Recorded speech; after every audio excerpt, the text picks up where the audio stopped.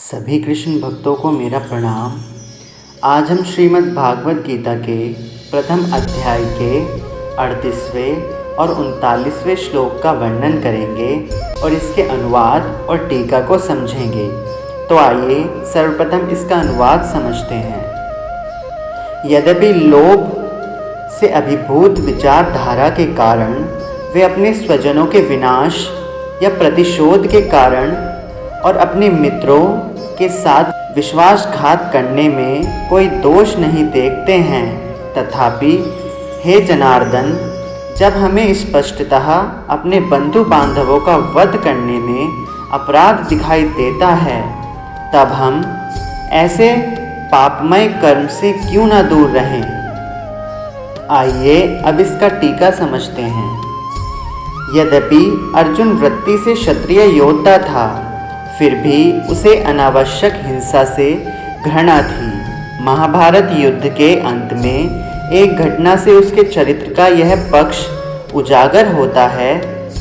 जब 100 कौरवों का वध हो गया था, तब गुरु द्रोण के पुत्र अश्वत्थामा ने प्रतिशोध लेने के लिए रात्रि के समय पांडवों के शिविर में चुपके से प्रवेश किया और द्रौपदी के सोए हुए 5 पुत्रों की हत्या कर दी। अर्जुन ने अश्वत्थामा को पकड़कर उसे जानवरों की भांति बांधकर द्रौपदी के चरणों में डाल दिया। ऐसा करने पर अश्वत्थामा क्रदन करने लगा।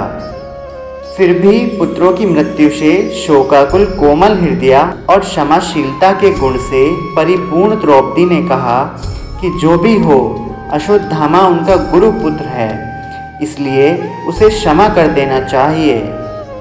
दूसरी ओर भीम अश्वत्थामा का तत्काल वध कर देना चाहता था। दुविधा में फंसे अर्जुन ने जब इसके समाधान के लिए भगवान श्री कृष्ण की ओर देखा, तब उन्होंने ये वचन कहे, यदि आदरणीय श्रेष्ठ ब्राह्मण अस्थायी रूप से धर्म पथ से च्युत हो जाता है, तब भी वह क्षमा योग्य है, किंतु जो मनुष्य घातक हथियार से किसी की हत्या करता है, तब उसे दंड अवश्य देना चाहिए। अर्जुन श्री कृष्ण के अनेकार्थ संकेत को समझ गया। उसने अश्वत्थामा को मारने की बजाय उसके सर के पीछे की चुटिया को काट दिया और उसके मस्तक से मणि निकाल ली और अपने शिविर से बाहर भगा दिया। अर्जुन स्वभावतः यथासंभव हिंसा से दूर रहना चाहता है।